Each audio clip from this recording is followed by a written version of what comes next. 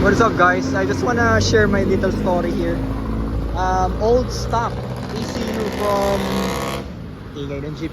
Old stock ECU from Nissan Casa.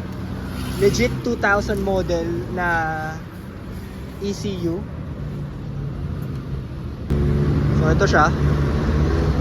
Okay, talagang walang sunog guys. Look at that. Dinouble check ko na eh.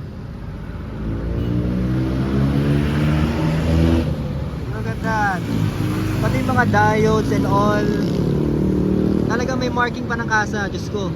Never been repaired. This is a virgin ECU, no? Damn. Talagang nakakatuwa. Kasi from ano talaga to? From release daw siya ng 2000. I think 1999. Tapos hindi siya